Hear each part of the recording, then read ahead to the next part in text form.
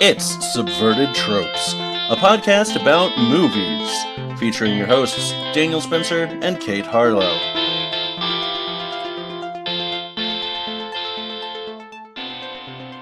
Welcome to another episode of Subverted Tropes. I'm Dan. I'm Kate. And I'm David. Hey, David, how are you? I'm good. How are you guys? I'm doing great. Awesome. Good. David is our guest today, if you couldn't tell from the fact that I said David and then he said that, or he said David, I guess, and then introduced himself. So today we've got a guest, David, who is from a couple of different podcasts. David, why don't you tell our guests a little bit about you? Well, I am, with my wife, the Macintosh and Maud network of podcasts. We have 3 different podcasts. One, our flagship, is Macintosh and Maud, in which we talk about My Little Pony, a show we love in spite of our children. We have the Doghouse, our Riverdale podcast, which just wrapped up season 2, and we have opinions, plenty of them. As well you should. I know. And then lastly, and probably most pertinent to you guys, we have a movie podcast called Macintosh and Maud Haven't Seen What, in which we make each other watch movies we've never seen before. And so we just wrapped up a series in which my wife, a.k.a. Maud Pie, has not seen any of the Sean Connery James Bond movies. What? And so we just went through all of those. It turned out I hadn't seen a lot of them either. Oh, wow. I think I have like recollections of seeing them, but it turns out I mostly saw Roger Moore on TNT. That's pretty fantastic. I, for a long time, preferred Roger Moore. He was my favorite Bond, just because like he leaned into the cheesiness of it so hard. Well, so this may come as a surprise. Our highest rated film of that series was On Her Majesty's Secret Service. Yes, well, which was fascinating to go through. Yeah. I can for imagine. Various reasons. Oh, that's great. That's great. So you didn't pick a Bond movie. No, I didn't pick a Bond movie for this. Why don't you tell our audience what you picked and why you picked it? I picked the 1986 classic, I guess, Top Gun. So this movie has like a long, rich history for me. My grandfather was in the Navy, and he actually at one point was stationed at Miramar. So the when Maverick requests the flyby on the tower, and he gets the negative Ghost Rider, the pattern is full, the dude who gets coffee spilled on him was the job my grandfather had. He was the tower chief. Oh, wow. Man, that is awesome. So this movie was played constantly in my household by my father. And at one point, he still knows every line to this movie, I'm pretty sure. I knew every line to this movie at one point, and then stopped watching it after I left home. I watched it once again in college and just laughed through the whole thing. And then after I heard some episodes of y'all's podcast, I went, no, we have to do this movie, because there's just so much to talk about. I'm so excited. It took until I was 22, I think, for me to see it. I went a while without seeing it. I did the same. Yeah. Okay. It's not the particular brand that was brought to me by my family. But at a certain point, I was like, I need to understand all of these beach volleyball references in pop culture, and I was disappointed with the amount of beach volleyball. Yeah, it really, oh my God. For a beach volleyball movie, it really focuses on planes a lot more than I was expecting. It was disappointing. A lot of naval stuff and, flying and fighter jet stuff. I don't know. Yeah, it's weird. Yeah, and like not the naval of like the belly button naval, but like no. Which I was there for. No, the United States Navy. Right. Let's dig into some of the stories from this movie. Everyone ready? So, in May of 1983, California Magazine released an article called Top Guns, written by Ehud Yoneh, which is an incredible name. That is an incredible name. It detailed the lives of some fighter pilots at the Naval Air Station Miramar, which was also known to mostly the folks stationed there knew it as Fightertown, USA. I did not enunciate that well. Known as Fightertown, USA. Which they show us in the title credits as soon as we get there. They do, and it's just glorious. And again, I missed it at the beginning, but they showed it again at the end, and I said it aloud in an incredulous voice, as I so often do. This is true. Kate has a lot of incredulous thoughts, I think is the right way to say that. You're just an incredulous... See, there we go. There you are with your incredulity. Mm-hmm. All right, so Paramount Pictures became interested in the story and decided that they wanted to turn it into a movie. So they hired Jerry Bruckheimer and Don Simpson. Devotees to the podcast will recognize Don Simpson's name from the Beverly Hills Cop episode. So what personal experience did he draw from to write this? Fortunately, Don Simpson was not the one in charge of writing. Okay. For this one. They hired Jim Cash and Jack Epps Jr. And Jack Epps actually researched the movie by attending courses at Miramar and going up in F-14s and just participating in ride-alongs. Nice. Which I would not have the stomach for. No, gosh. We could talk about when we get to the airplane sequences, but like all that crap they were actually doing, and you have to... It's funny every time they flash to Maverick when he's blinking his eyes, and you're just like, oh yeah, that's because he just pulled like 4 Gs right then. Yeah. And his stomach's literally in his throat. It's like, yeah, that makes sense why he's like, oh wait, I can't see for half a second, I just blacked out. And like, even all that aside, I'm just not great with flying in general. I'm not great with flying on a giant, jumbo jet. Commercial airplane with comfy seats. Being in a tiny enclosed space where I am the master of my own destiny in this plane, right? Like if I'm flying it or riding along, I would still be like, this is too cramped and I can't get out and we're going faster than man has ever been like intended to go. This is just not my thing. And I would probably black out before we took off of the aircraft carrier. I would do it. I would definitely do it. I do not think that my physical form could keep up with it, But your corporeal form would? Yes. Okay, great. My spirit would be having a great time, even if I was super blacked out. Or vomiting. Or both. Oh, Lord. Yeah. There's some... We'll get to some vomit stories. Oh, will we ever? Oh, boy. But yeah, the initial script was presented to Bruckheimer and Simpson, and they said, no, this isn't good. We need you to rewrite it. So they reworked it a little bit, and then they presented it to Bruckheimer and Simpson again. But this time they're like, oh, so we forgot to tell you, we actually have started officially working with the Navy for this film. So they're going to be the ones to approve your scripts. Oh, God. And the Navy was like, oh, yeah, no, this is not good. This is not good. We can't do any of this. Right. This is all wrong. The opening scene that we see in the movie, which is not even a fight per se, but it involves some flying, and then one of the pilots freaks out and Maverick helps him like land the plane. Originally, the freaking out pilot was not going to survive that. Oh no. And they're like, no, you can't show the dangerous aspects of landing your plane on an aircraft carrier. We want people to sign up for the Navy. To sign up to do this. So Jesus. Don't show it being dangerous, please. Except it's literally the most dangerous way to land an airplane on planet Earth. Right. Like, I mean, that's people. I don't think Unless people always you're John realize. McCain and you're just trying to land a plane. Well, yeah, it's just like, okay, imagine you just. The equivalence is you're driving a Maserati at 200 miles an hour. You launch off a ramp and you have to land in the flatbed of a giant truck. Right. That's also moving at about 60 miles an hour. That's what it is like to try to land a fighter jet on an aircraft carrier. Yeah, Mm-hmm. yeah, it's insane. And you don't even get the opportunity to honk your horn and have it do that. Nope. And Is... if you miss it, you better have fuel left because you're launching right back out and turning around. Right. Oh man, yeah. It seems, I should say, I don't know from experience, but it seems incredibly stressful and Yeah. high pressure. You're not going to tell them about your failed career?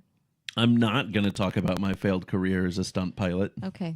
Well, I'm sorry I brought it up. well, I feel like maybe now I have to. The reason that I'm so afraid of flying is because when I was 3, I decided to become a stunt pilot. Okay. I climbed into the cockpit of a very high-tech helicopter. And, Oh, boy.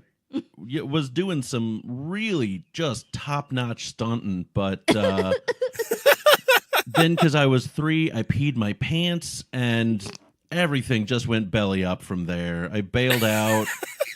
It was real embarrassing for me. And they didn't even use the footage in the original film. Yeah, I Oh, know. man. It was some real great stunts for, and now I'm blanking out on any movie that came out in 91. What the hell?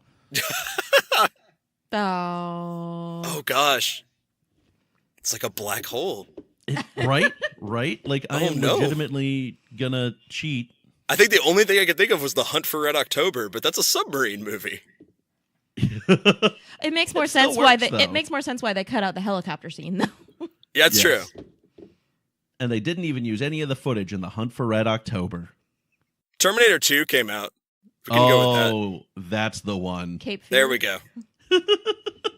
So the Navy was actually very excited to work with Paramount on this movie because they saw it No as way. they were. Not only were they, we get to work with these cool people, but We're basically making propaganda. that is 100% What? it. USA. USA. They saw it as an opportunity to make a very high-profile recruitment ad. Yeah, no. We'll get to the impact of it a little bit later on. For political reasons, they said we can't have this movie set, like we can't set the conflict scenes in Cuba as it originally had been. So we just have to put it out in the middle of the ocean and just kind of keep it light and breezy as to who the actual They're just bad guys bad in guys are. planes. They're just bad guys in planes. That happened to be Russian built. Right. But like they're not the Russians, but they're the Russians. They're bad but guys. They're not the Russians. Yeah. With a giant red star on their tail. Right.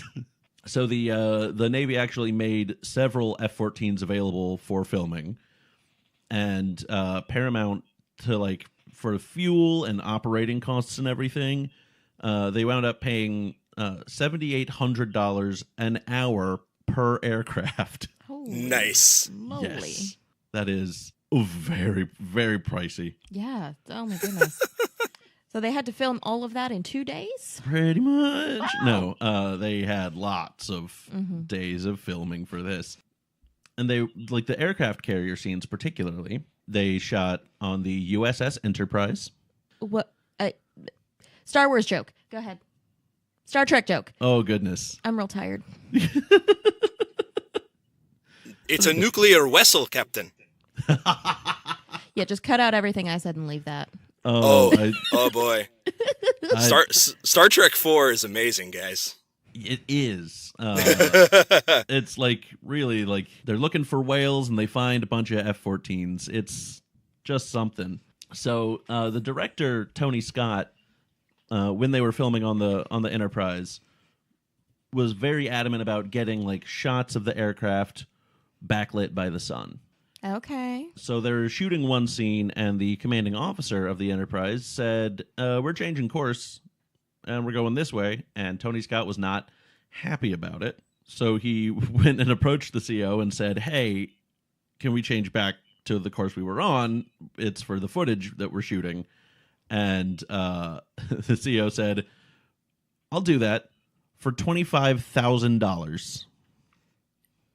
Scott immediately pulled out his checkbook, wrote the man a check, and they went back to their original course Hell yeah. Wow. for 5 Gotta get that minutes shot. of filming. Wow. And so, like, doing the math, if he was paid $25,000 for 5 minutes of filming, that's $300,000 an hour, or $624 million a year. And they say that the military don't pay people enough. Oh, man. So we do see we see a few missile shots throughout the movie. Most of those shots are the same 2 missiles actually being shot. They filmed them a few different directions or from a few different angles and just use them over and over again. Nice. It is incredibly Look for it, obvious. and you'll notice it. Look for it, and you'll be able to see that it's the same missiles over and over again. But they did add in a few that they did with miniatures. They took, they made miniatures of the planes and the missiles and shot them. So that Tom Cruise would look regular human size? Yes. They used miniatures Yes, of Tom that Cruise. is precisely the reason. They actually did such a good job making the miniatures that the Navy launched an investigation to find out if other live missiles had been fired during filming. Oh, no. Which they came back with, no, everything's fine, but still, some impressive mini work.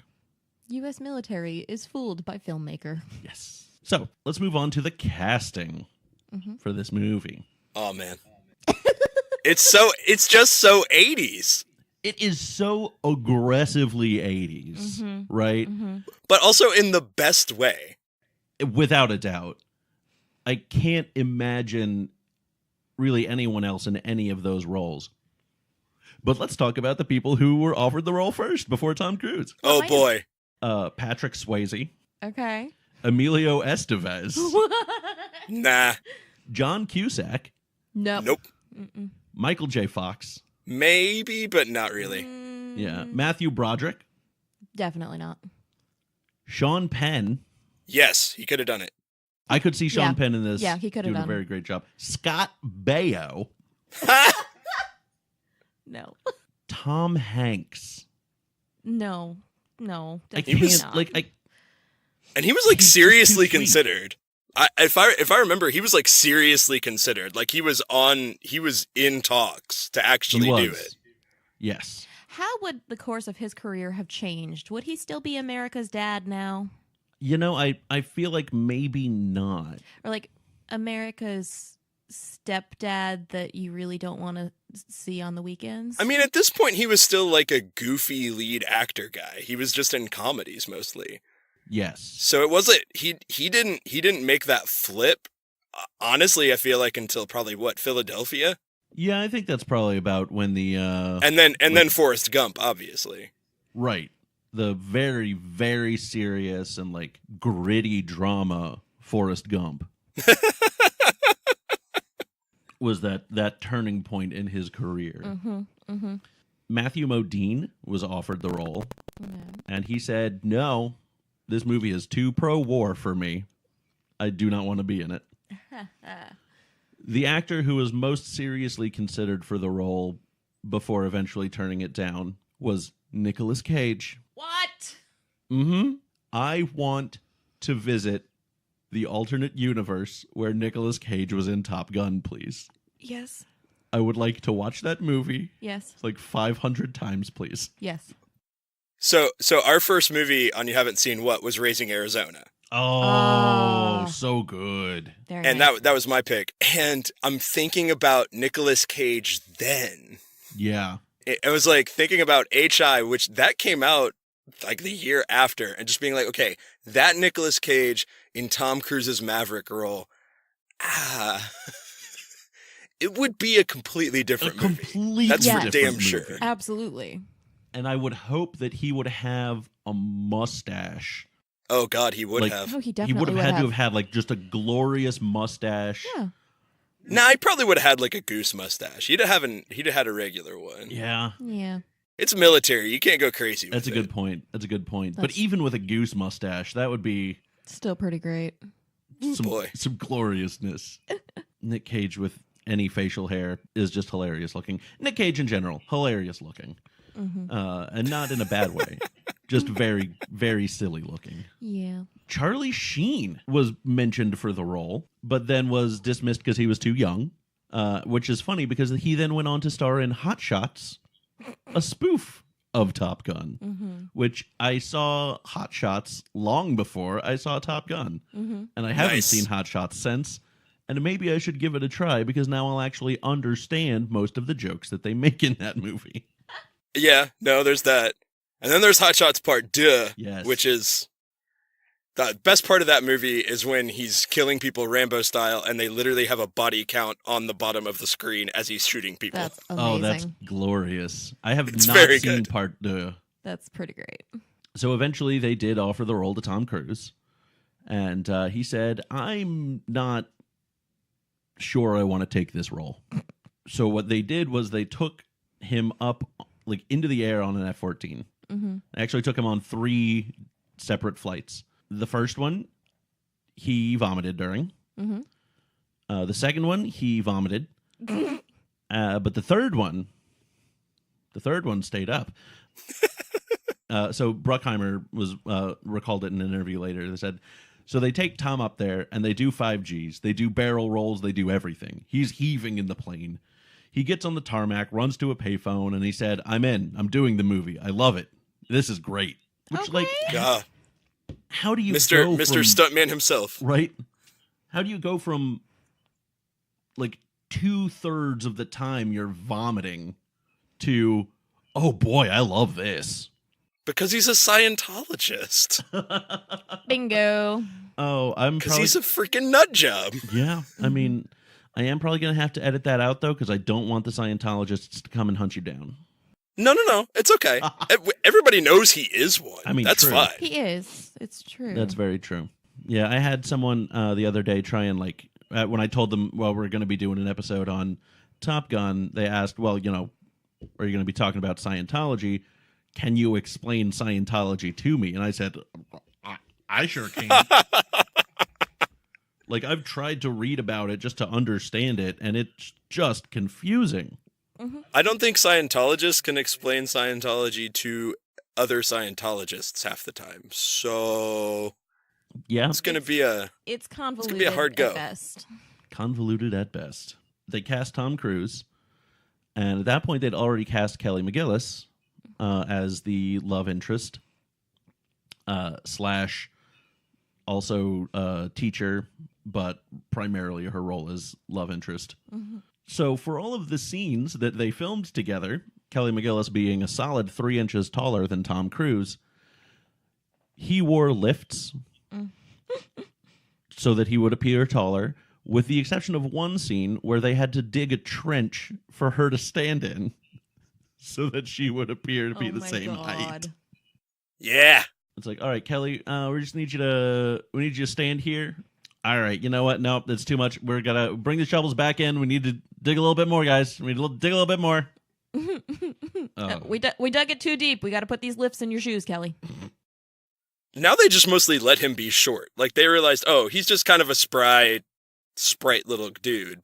And like, I don't think it was his call. Like, it wasn't Tom. Everything I read was like, it's not Tom Cruise that's doing this. It's Tony Scott and the directors being like, well, they have to be the same height. Right. Well, I think that may have started something in Tom Cruise's brain, because later on, after they separated, Nicole Kidman said that she was forbidden from wearing high heels if they were on a red carpet together, because she looked too much taller than him and he had a problem with it. So like, he maybe didn't have an issue with it in Top Gun, but it might have been the beginning of a problem. That just reminded me of a picture that we used to have, or that my sister used to have up. My twin sister had up in her bedroom for a long time when she was young, of Tom Cruise and Nicole Kidman on the red carpet together. But my twin sister's face had been photoshopped on Nicole Kidman, because Oh, my twin sister used to be into Tom Cruise something fierce. well, hopefully that faded. Oh, it has. It has. Yeah. At least, last I checked, but maybe it's developed again. She's one of the, I think, few family members of mine that actually listens to the podcast. So I'm interested to see what she's probably going to text me an angry face, actually, when she hears this. And I'm all right with that, because I'm a good brother. Jenny, I love you. We talked a little bit about Tom Cruise vomiting in the plane. Every actor who climbed into one of these planes vomited. Even the ones that never took off? Bum bum bum.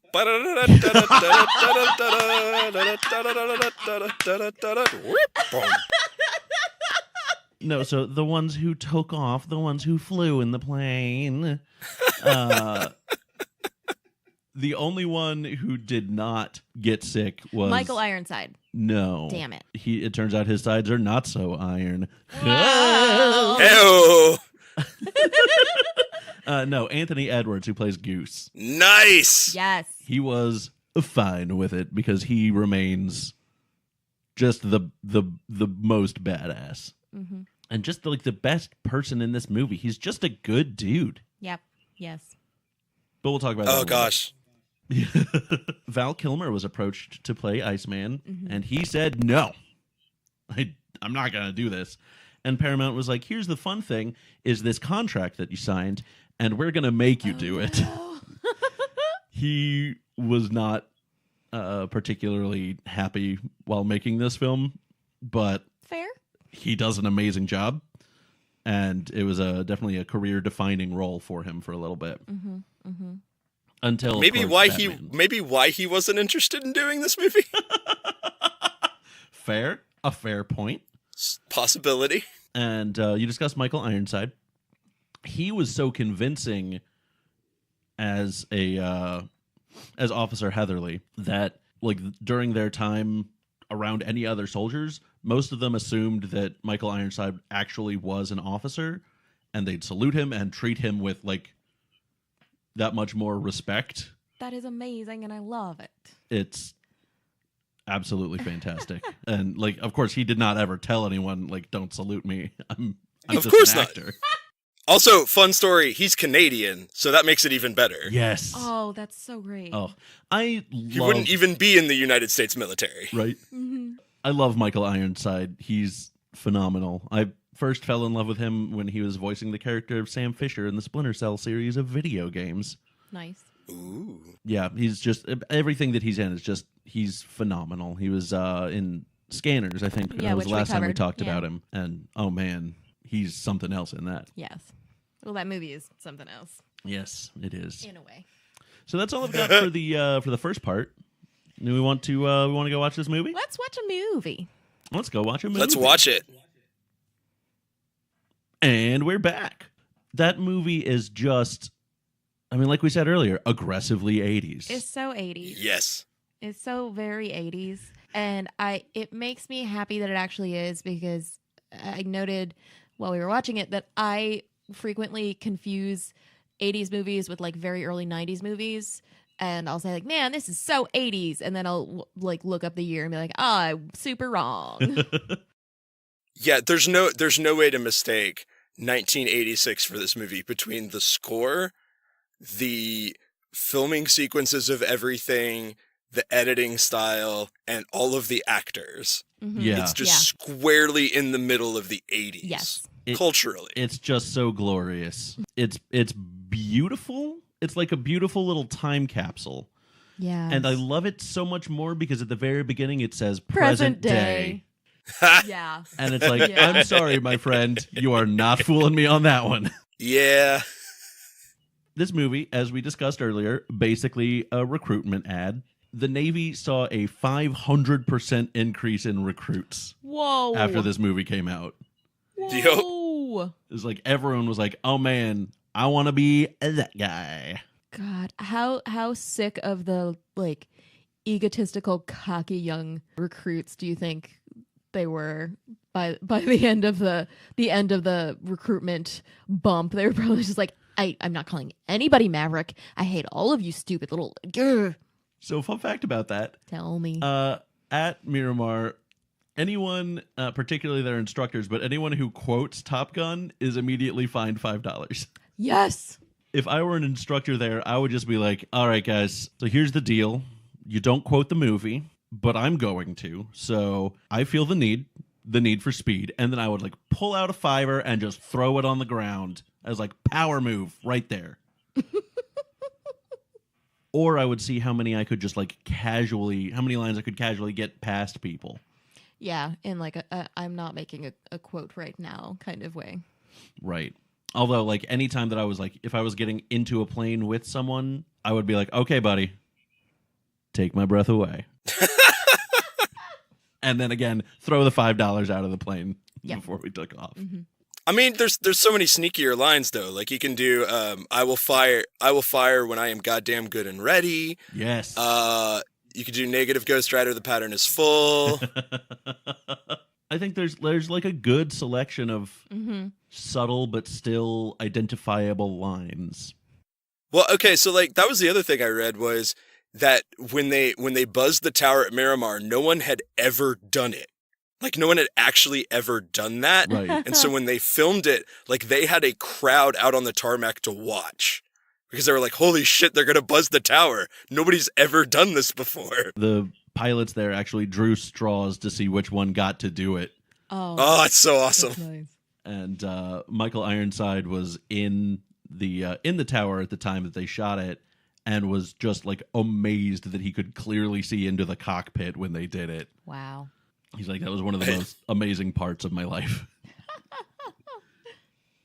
So, Because that's the thing underscoring this whole movie is on the one hand it's aggressively 80s. On the other hand, these are $30 million planes Uh-huh. in 1986 dollars. Yeah. And they have cameras strapped to the bottom of these airplanes, filming them, Mm-hmm. doing the most ridiculous air maneuvers you can do in those planes. So, I mean, there's this level of stupid story and plot, Mm-hmm. but in between it is some of the best aerial photography I've ever seen in a movie. Yeah. right. So the aerial photography is like what really like makes this movie so it's the good aspect of this movie. Like Yeah, it's the worthwhile part. It's what you show up for. right, it's like Citizen Kane, right? Citizen Kane is a pretty boring movie, but it's a gorgeously shot movie. It is. There's Yes. so many amazing shots and stills in that movie. And Top Gun, also surprisingly kind of boring. For you said it, for a movie about dogfighting in the airplane sense is shockingly boring. I'm sitting there being like, oh my goodness. Like how do we still have 30 minutes left of this movie? It feels like it's been 2 hours. No, it's only been an hour and 10 minutes. Anyway, but yeah, like the aerial photography is very impressive.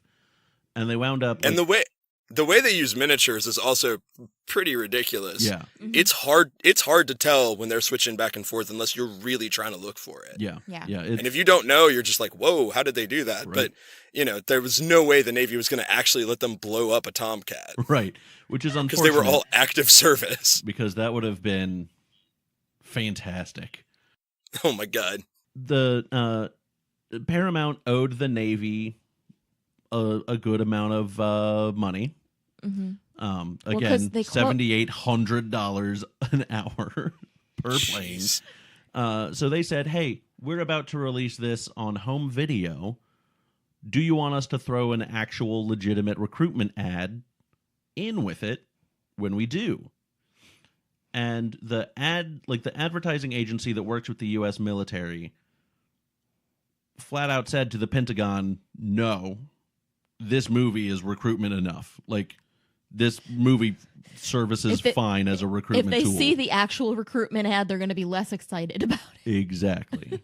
Yeah, it would be a waste of taxpayer money to even bother. Precisely. The other thing that I really, really love about this movie is the music. The soundtrack to this movie is phenomenal, and I am unapologetically just all about 80s music. Whoop. Sorry about that. Our producer, Ripley, decided to try and interrupt recording. She disagrees Hey. with you about the soundtrack. She does, which is insane because it's just so good. So most of the songs in this movie, well, not most of them, but a good chunk of them were written specifically for this movie, including the two biggest songs from it, Danger Zone and Take My Breath Away. Which has an Oscar. Yes, Oscar-winning song, Take My Breath Away. I still can't quite believe that one, but I should have looked up what other songs were in contention that year, because it had to have been like I'm on it. just not a good not a good spread there. Just Take My Breath Away is a very simple song. And I'm not saying that like it has to be this deep, amazing work of art to win, to win for best original song. But it also like was written just to indicate, oh, there's some steamy stuff going on between Maverick and Charlie. Speaking of steamy stuff between Maverick and Charlie. Yes. Okay. I've seen this movie many times. Yes. And I always, like, I was a kid. I fast forwarded through that scene because I was just like, I don't care. Right. Get me back to the airplanes. So I'm watching it. Do they, like, ever actually kiss? Because most of that scene is them licking each other. Right. Yes. So we were discussing that as well. They're like, you see them just like bumping tongues in this just awkward, like, there is no, like, who does that? Who does that? Is that just how Scientologists kiss? It's bad. It's very bad. I had forgotten how bad that love scene was until watching it again and going, oh no, they don't know how to do this. So, fun story about that love scene. It wasn't originally in the script. They had a romance, but there was never any tongue bumping. But then Chin licking. They showed it to test. They showed it to test audiences, and they were like, "No, like you can't build up their romance. This is a very 80s thing. You can't build up their romance and then not have them bang." So they decided to have that happen. So we see the scene in the elevator where she's wearing a hat for the only time in the whole movie, and Tom Cruise's hair looks a little bit younger. That's because this was 5 months after initial filming had ended.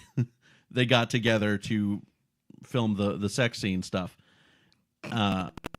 And she had dyed her hair for another role, which is why it's all tucked up in her hat. Mm-hmm. He had grown his hair out for another role, which is why it's longer than it was like earlier that day. And then they shot the awkward tongue bumping scene. But it's also really weird because they just shove it in right in the middle of the story. Yeah. Like, there was no editing around it. He literally leaves her house after her trying to get information on the MiG, and then they just cut straight to another random romantic scene with them for no apparent reason. Well, they didn't want to ruin the narrative structure of the rest of the film. So they just had to put it in, like, just put it all together, put it all right there in the middle. We're not gonna interrupt any of the rest of the plot. like any good love scene, I put it in don't know quick, this. get it done, and then we'll move on.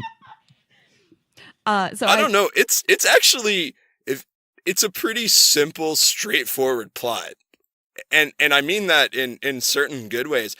I was kind of surprised that, like, oh, okay, the lines are dumb, but the plot itself actually moves pretty well. Yeah, it's they don't waste time on anything because it does move pretty quick, except for the middle 20 minutes where he tries to quit is kind of the only part where it drags. He should have just quit and then moved on.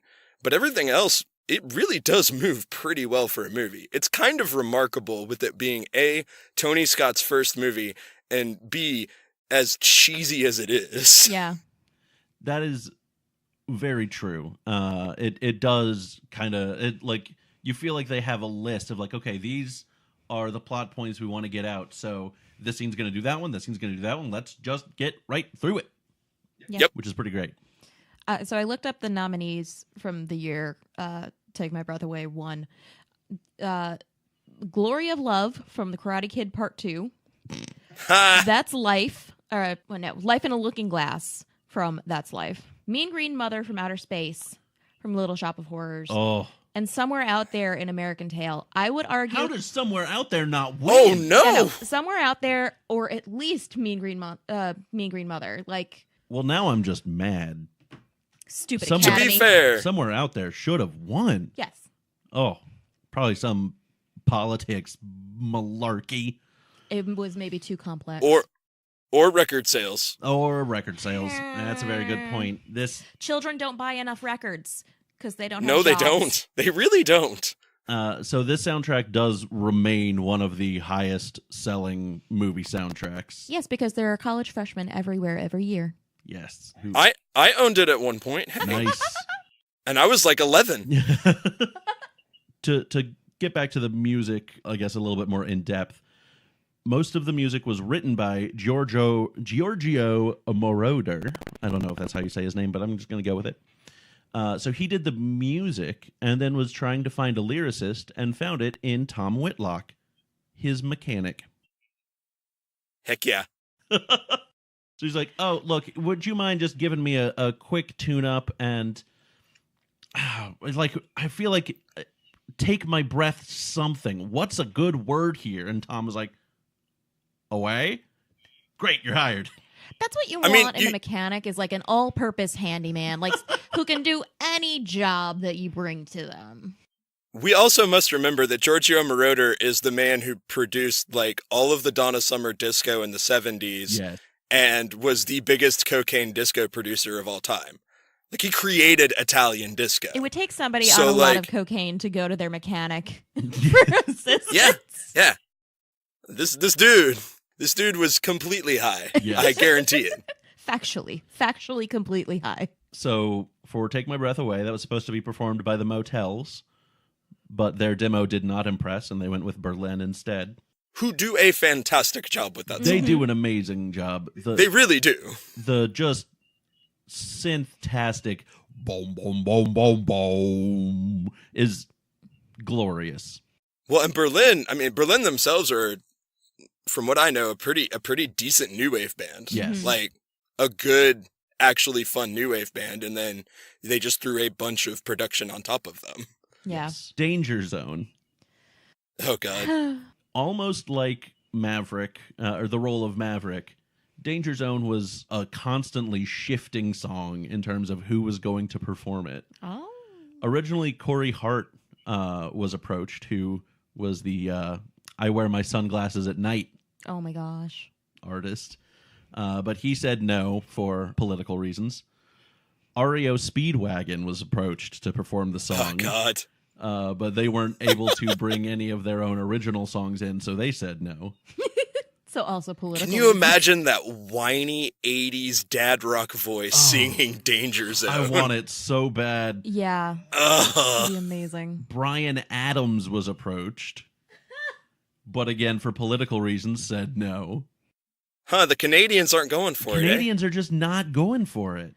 And so so Kenny Loggins, of course, was the one who wound up recording it. Mm-hmm. Right before they approached him, since he was already doing a song on the album, and they're like, you know what? We've run out of other options. They were this close. His fingers are very close together. Now they're even Uh-oh.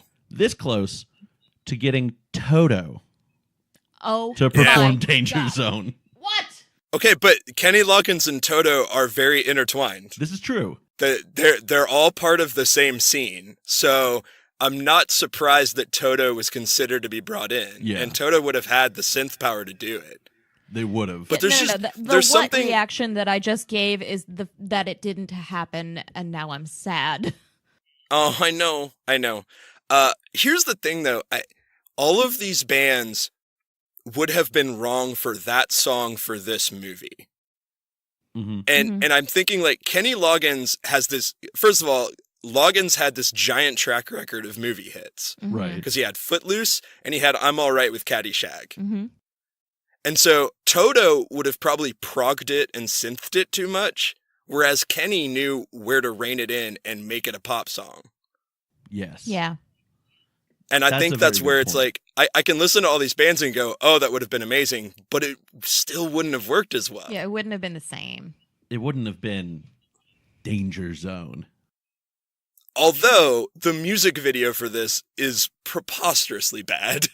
But I I don't know if you've I- ever seen it, but it is Kenny Loggins with like full half-day stubble in aviator glasses Oh my god. in a bedroom singing. It is glorious. I'll put it on the blog. Good. But now my brain really wants like a mashup of Africa and Danger Zone. Somebody out there, get on I'm it. going to do it. I'm going to do it. Please I'm going to make it happen. Thank you. I bless the rains in the Danger Zone.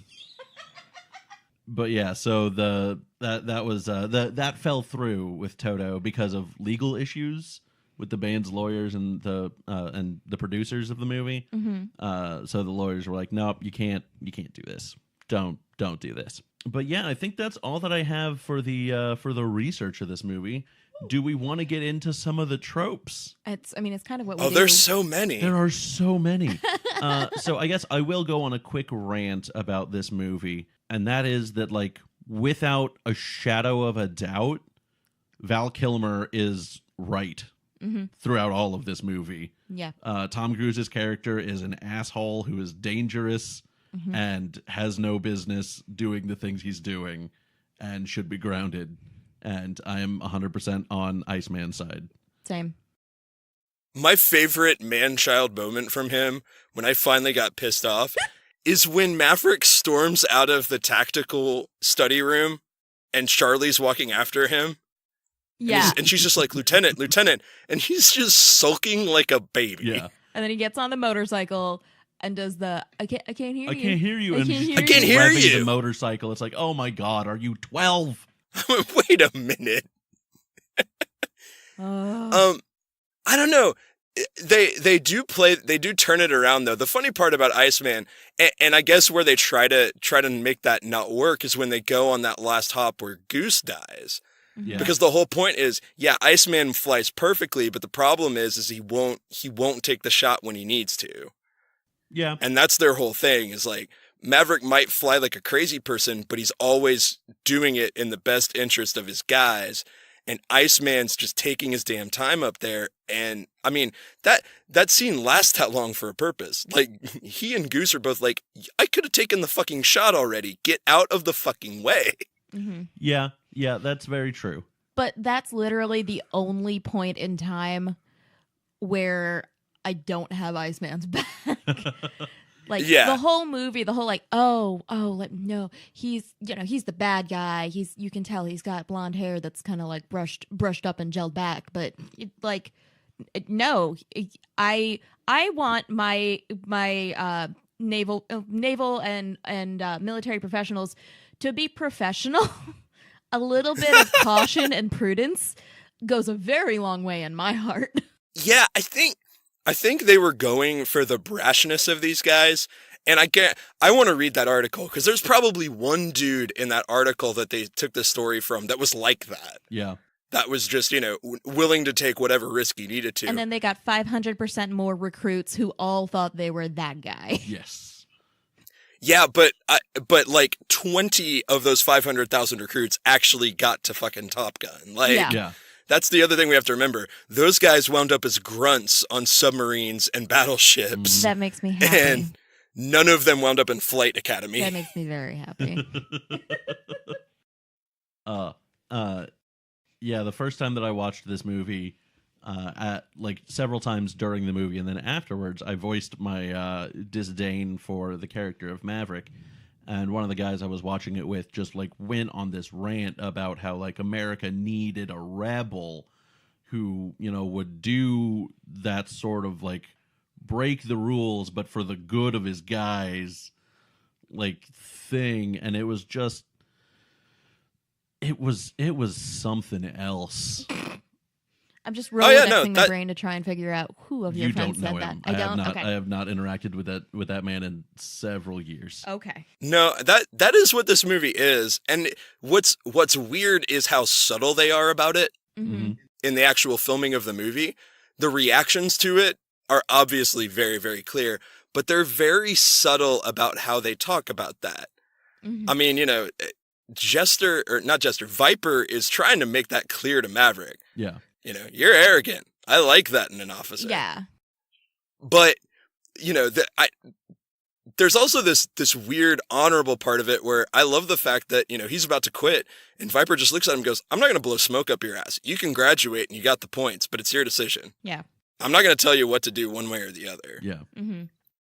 And I think, half the recruits are the cocky assholes, but there's some recruits in there who are just like, oh, wow, I like that kind of discipline. Mm-hmm. I like a guy who's not going to try and be my dad, not try to be my best friend, but just be a dude. Yeah. Yeah. Who's just going to look at me man to man and say, man up or ship out. Make your choice. Yeah. Yep. So getting into some more of the specific tropes, we do have the badass biker. Which, fun fact, Tom Cruise, before taking this movie, had never ridden on a motorcycle. And this It made an impression. made an impression, I guess. But he went to a motorcycle dealership and said, "Hey, I'm gonna have to ride a bike in this upcoming movie." And they cleared out their parking lot and taught him how to ride. Sounds about right. Yep. Yeah. Yeah. And he and Miscavige have been riding bros to this very day. We have the one my favorite name of a trope, the bunny ears lawyer trope, Mm-hmm.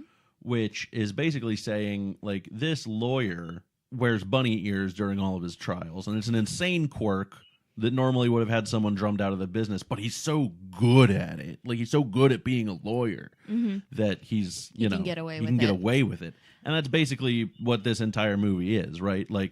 The antics and the quirks of Maverick are absurd. The constant insubordination. Constant insubordination, but he's such a damn good pilot that he can get away with it. It helps that his Rio is the most awesome dude on the face of the planet. Yes. That is very true. Let's get back to Goose a bit for then. He's just so good. Hashtag Goose deserved better. Goose deserved better. have- But he's just Goose. he's just such a friendly guy. You just want to give him a big hug and take him out for a beer and be like, let's just talk, let's become best friends. His grossest moment in the movie is he's making a bet that Maverick has to have sex. And even then, you're like, oh, man, you're cute. Yeah. You have to have carnal knowledge on the premises with a woman this time.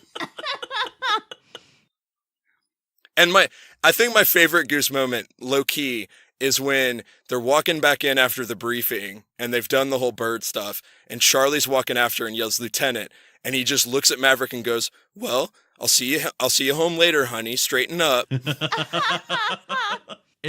I really love the writing for him because I mean the Anthony Edwards delivery as well, because it's just that feels so, I guess, realistic of when you're hanging out with your friends and they're you're just giving each other shit for the heck of it. It's, I don't know, it's very genuine feeling to me and I love it. Well, and he becomes, I feel like, the model for every sidekick in an action movie after this. Yeah. Yeah. I think that's very fair. Because up until then, I don't think, I don't know that there were that many sidekicks that they played on, but the comic sidekick becomes a huge thing in every movie after 1986. Yeah. Yeah, without a doubt, that comic sidekick is a huge establishing trope in this. Kind of sets off the comic sidekick going forward. And it's so sad when he dies. It is. It's Spoiler. very sad. Yeah, spoiler, guys. Goose dies. I mean, this movie is 30 years old if you haven't seen it by now. Yeah. Here's the thing, though. It's not how you think. If you haven't seen the movie, No. Goose dies, but not how you think he's going to die. It's Oh, a no. beach volleyball no. accident. Whoa. Oh, yeah. Hey there. It's already out. All right, fine. Yeah. All right. It's a crazy beach volleyball accident where there's someone spikes the ball and then the ball develops actual spikes and just goes right through his sternum. It's real sad. It's a weird sci-fi moment, just kind of jammed awkwardly in there. Did they also film that several weeks after they finished? I think so. Yeah. Just the volleyball, though. They didn't bother to do the scene. They just recut it with the spike showing. Exactly. Nice. But there was the awkward moment when they just glossed over the fact that Goose was an alien because they Yeah. eject from the plane, they get into the water, and Goose is bleeding everywhere. But it's this bright green blood. Bright green. And it's just weird because they never acknowledge it beyond that. It's just sad that they didn't take the time to really develop his character and give him a backstory. Yeah, and his Meg Ryan alien wife. How adorable is then let's jump to that. How adorable is Meg Ryan in this movie? Absolutely adorable. So adorable. Like the I mean, she's always been adorable, but so she's not and she's not America's sweetheart yet. She's just playing this little Southern girl. Yep. Yeah. Take me to bed or lose me forever. Oh boy. That is such an interesting sentiment. It's like, if you don't tongue bump with me right now, I want to bump tongues with you immediately. And if we don't do it, I'm gone. I'm gonna find somebody else to bump Hey, tongues I feel like Goose and Carol know how to kiss. I would hope so. Probably. I think they know how. They did make a baby. They did make a baby. That's very true. Yes. Yeah, it's just a very silly sentiment to me. Mm-hmm. Mm-hmm. It's just like, fuck me or lose me, please. My favorite trope from tvtropes.org that was posted for this movie is the what the hell hero trope, which is basically the entire movie. Yeah. Of like, the hero makes a foolish decision, but you're okay with it because he's the hero. And that is the point of this movie. It's the plot of this movie. Yes. I think there's another trope. I just like scrolled through them. There's another one where it's like you're gonna do what? Yeah. Which is, and that's literally the line. Speaking of which, I always throw this in there because it's mind blowing to me that's Tim Robbins. Yes, it is. It's a tiny baby Tim Robbins. Yes. As Merlin. Yes. Little baby and just baby. he's like, I'm gonna hit the brakes. He's gonna fly right by. You're gonna do what? And like the only time that you see him without the helmet is right there at the end. Like when they get out of the plane, he takes the helmet off. It's like, oh shit, it's Tim Robbins. Yeah. Once you know it's him, then you realize, and you can hear his voice over the mask. But if you don't know who it is, it was until I watched it again in college, and I'd seen the movie, I don't know, 20 times before then. I had no idea it was him. None. I will say though, it does showcase well Tom Cruise, like just barely baby face, like a couple years before he ceased aging. But it's it's not the same Tom Cruise face now exactly, but it's a little bit still very recognizably Tom Cruise face. Right. Yeah, like that's, I don't know. There's like that was like maybe about, it's like 5-ish years before they drew Aladdin based on him. That's right. With the no nipples. The no nipple. Tom Cruise doesn't have any nipples. I don't think we've ever seen Tom Cruise shirtless, and definitely we don't see it in this movie. Oh, no. Excuse me. Yes, we do. What movie were we watching? I believe there's a beach volleyball scene that we might need to discuss here. Not enough. Yeah, that's a very good point. Maybe we did see Tom Cruise shirtless. Maybe we didn't see him shirtless enough. Not enough. Before I ever saw this movie, pop culture led me to believe that it was about 70% beach volleyball, 20% planes, 10% Val Kilmer making a weird biting face. Which when I saw it for the first time, I was like, that is much more underwhelming than I was led to believe as well. Oh, but it's so good. No, it's super good. I enjoy it much more. The spoofs of it are very like aggressive bitey. This is much more like subtle and like, I want to bump tongues with you, bitey. Yes. Dude, every time I'm just like, just kiss already. Kiss. God, I want them. So in case you don't know, there is a sequel to this being released in 2019. Top Gun Maverick. Not kidding. For realsies? For realsies. Did they kiss? For realsies. For realsies. I really hope they kiss. God damn it, I hope they kiss. Tom Cruise and Val Kilmer are both signed on, so oh my God. I'm hoping that it is Brokeback Mountain on a plane. Because I would love to just watch them bump tongues. Mm-hmm. Yes.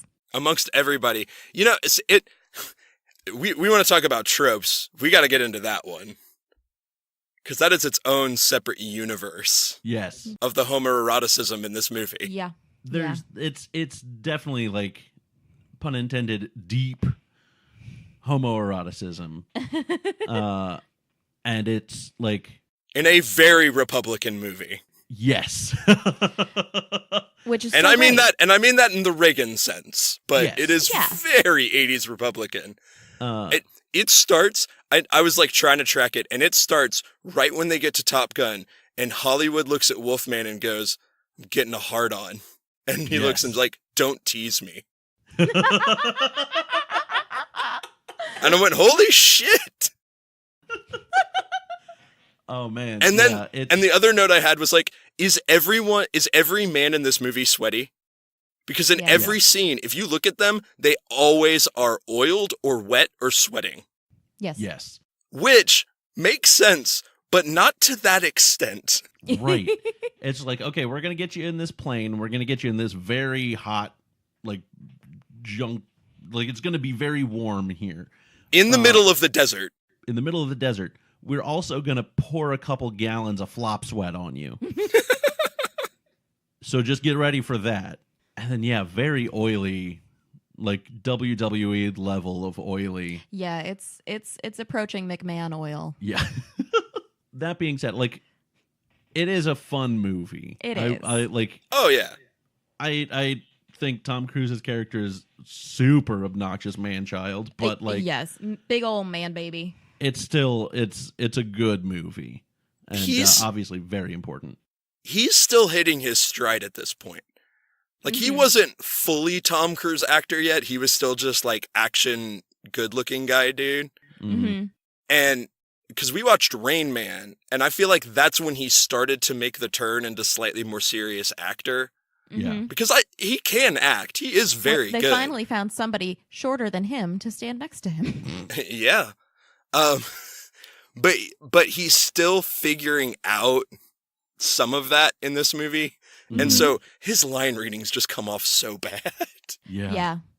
And it occurred to me while we were watching, he has the dyslexia, which he's admitted and spoken about. So when he was learning scripts, he would have people read them to him. I wonder how much of the people reading him the lines affected his performances thereafter. Yeah, I don't know. It's just a very curious thing that had never occurred to me until today. I mean, all his acting in this movie is done in his eyes. Yes. It's like, Which- all right. Which Your works line really is, well when I you have a feel- rubber mask over your face, but you know. Right? Yeah, it's fantastic is what it is. Thank you so much for picking this. This was so much fun. Yeah, Gosh. It was great to research and great to revisit after a few years, and just an absolute ball. It is the perfect movie to either watch and just have so much fun with an action movie, or sit down with your friends and just freaking tear apart piece by piece.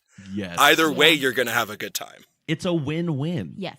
Yeah, it is a win-win movie, which is kind of remarkable considering that the writing is pretty bad. It's pretty, considering most of it was basically written by the Navy. I can't say I'm surprised that the writing's not great. I don't know about that. How many people do you think enlisted because their writing career wasn't working out and they were really excited to flex those muscles again? 6. 6 of them. Yep. I don't know. All right, so David, this has been an absolute blast. Woohoo! Our listeners adore you, I'm sure, by now. Where can they find you? So you can find us on Twitter at Macintosh and Maud. You can find me. My Twitter name is at Big Macin Pod because I am Big Macintosh. And my wife, Diana, is at Maudcaster. And you can totally find us there. Easiest way to find us on iTunes or any podcast server is just search Macintosh and Maud, and our podcast should come up. Or you can visit our website at macintoshandmaud.com. Ooh, nice. Very And like I nice. say, we've got ponies, we've got Riverdale, and we've got movies. So pick one, pick all, and you can enjoy them. I listened to the most recent My Little Pony episode, and now I can't remember. Was it the wrap up with James? No, I guess. Hold on. We put that one out Friday, so it's probably the final episode 13 of that season. Yes, when she became a princess. Yeah, And Twilight got the becomes a wings. motherfucking princess. Spoiler Yes. alert, but you know. It was quite a glorious episode. Oh my gosh, it's emotional. We got emotional during that one. We were all tearing up a little. I got emotional from just the podcast episode, and I have watched like 2, maybe 3 episodes of My Little Pony. So even like as not a huge MLP fan, your podcast is still heartily enjoyable and got me in the feels. So thank you for that. Aw, thank you so much. I appreciate that. And I listened to the Macintosh and Maud haven't seen what episode of Titanic? Because yes. we had also done a Titanic episode, and I just wanted to see like where we fell on the like alignment chart, and I got emotional because we're so on board with your opinion. That was the most fun thing to talk about, of how god awful that script is and how they somehow overcame it. Oh man. James Cameron should never write a romance, everybody. No, he should not. Maybe he just shouldn't write in general. Yeah. Actually, That one- I'd forgotten the jokes that I made while we were watching Top Gun. I made at least 2 James Cameron was inspired by this movie jokes. Yeah, no doubt. When Maverick throws Goose's dog tags in the ocean like a disrespectful ass. But also when he's like, cradling him in the water. You have Okay, to but let him go. at that point I'm sobbing. Right. Yes. Because Goose has died. It's very sad. It is. But I knew listening to your episode on Titanic that this would be pod magic coming together and working together and being super on brand. Yay! I love it. Yay! So yeah, thank you so much for joining us. It has been a pleasure on our end. And a pleasure for me as well. Thank you so much. Certainly. Yay. Thank you. For our listeners, as always, you can find us on iTunes, Podbean, Stitcher, YouTube, wherever you find your podcasts. You can find us on the other social medias at Subverted Tropes. That's Instagram and Twitter. And Facebook, we are Subverted Tropes Podcast. If you have any thoughts, questions, suggestions, you can always shoot us an email at subvertedtropecast@gmail.com. And Kate runs our blog, subvertedtropecast.wordpress.com, where she posts a lot of great pictures and stories. Yep, a lot of Vine clips and pictures. And what blog is complete without some good Vine clips? None. And as always, we want to send a big old shout out to our logo designer, Gracie Bolland. You can find her on YouTube or Instagram as A Modern Unicorn. All right. Thank you so much, everybody, and have a good day. Yo, bye. Bye. Bye.